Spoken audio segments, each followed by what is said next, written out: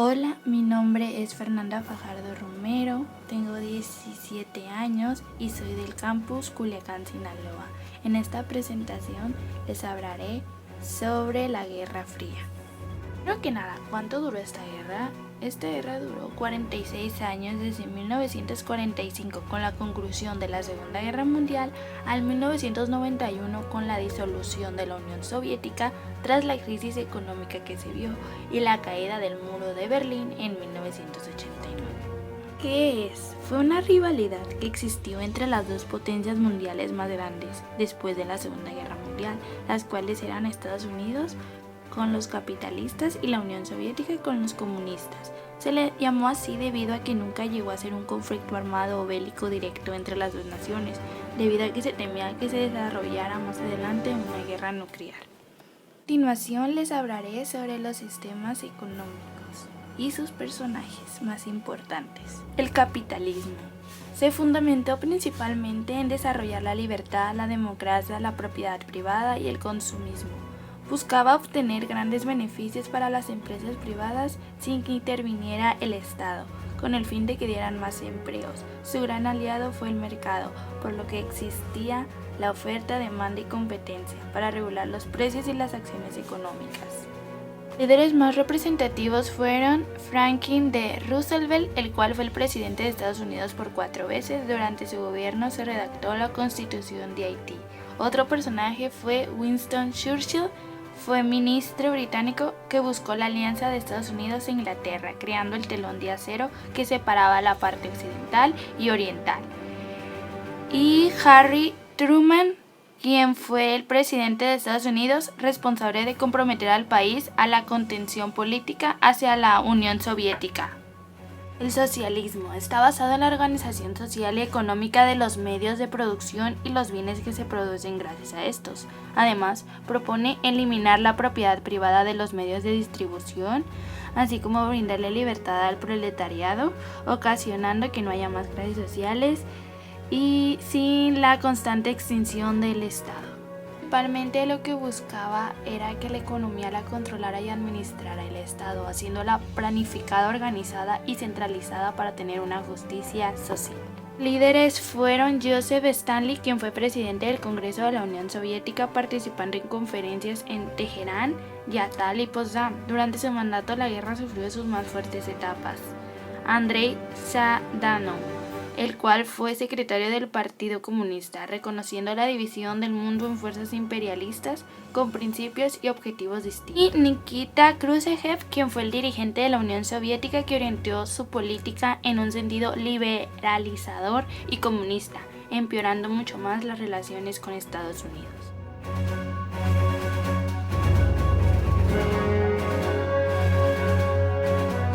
Entrevistaré a mi papá, José Luis Fajardo Eslava, que tiene la edad de 63 años.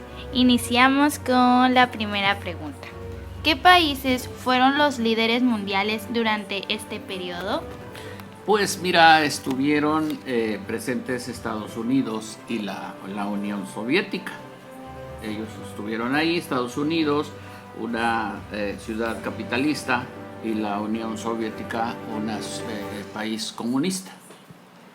Muy bien. ¿Por qué pasaron de ser aliados en las dos guerras mundiales a ser enemigos? Pues cuando fue la guerra mundial estaban unidos y tenían ambas naciones el derrocar a Alemania, que era quien pretendía posesionarse y conquistar varios países.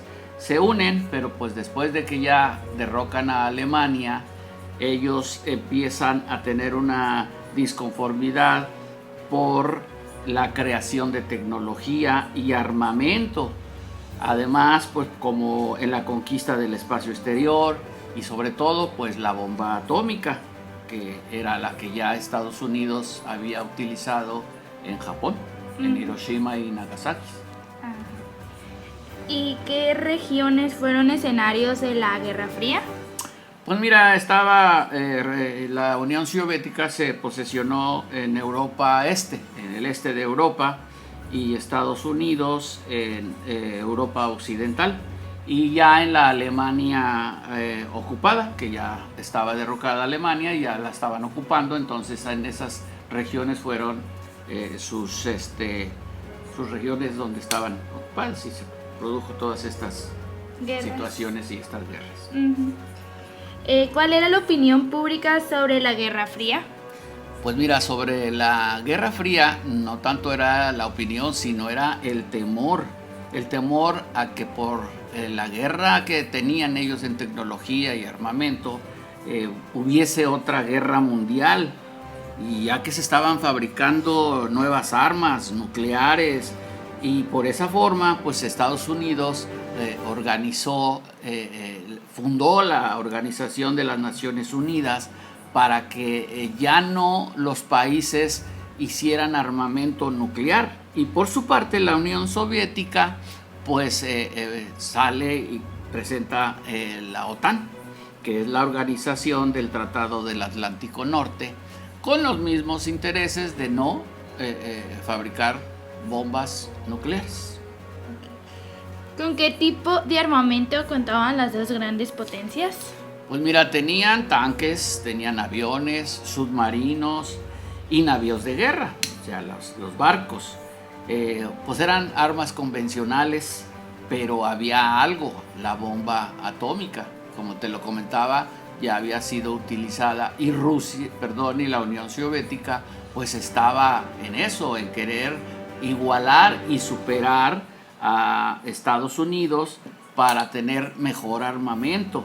Entonces eso era una guerra, algo que entre ellos tenían que superar uno al otro para quedar como potencia mundial.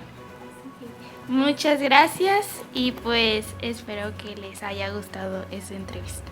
Y a la conclusión de que la Guerra Fría evitó la confrontación directa y bélica entre dos de las potencias más grandes y poderosas a nivel mundial después de la Segunda Guerra Mundial, y todo esto gracias al constante temor de que se desarrollara una guerra nuclear y militar, por lo que solo quedó como una confrontación de ideas, tanto económicas como sociales y políticas, por el medio a perder el control del mercado mundial, principalmente de Europa y Asia, ocasionando así tensión entre ambas naciones, simplemente por no querer cumplir o cooperar con los pactos y acuerdos que se habían dicho en ciertas naciones al terminar la Segunda Guerra Mundial. También pudimos conocer los sistemas políticos por los cuales se enfrentaban, que a pesar de sus muchas diferencias, ambos veían por el bien social de diferentes maneras, uno por beneficiar a la propiedad privada y por tener una economía global mejor, y el otro por beneficiar al pueblo mediante el control del Estado hacia la economía global, reduciendo la desigualdad social, viendo por las industrias para un mejor desarrollo social. Sin embargo, cuando estos dos se unen, pueden crear una mejor propuesta que beneficie a cada nación en los diferentes ámbitos que necesite, compartiendo ideas y mezclando formas de adaptar cada sistema político, como la libertad, la economía, la democracia, la igualdad, las clases sociales, la política, la cultura y la filosofía, entre muchos otros, que al final de cuentas lo que importará es que la población tenga lo necesario para crecer y desarrollarse nacional o internacionalmente. A pesar de todas estas rivalidades y diferencias, es mejor centrarnos en lo positivo, como en los cambios culturales e ideas sociales, así como en las creencias tecnológicas y científicas que surgieron a lo largo de este periodo y que ayudaron a la Guerra Fría a ser más amena y tranquila.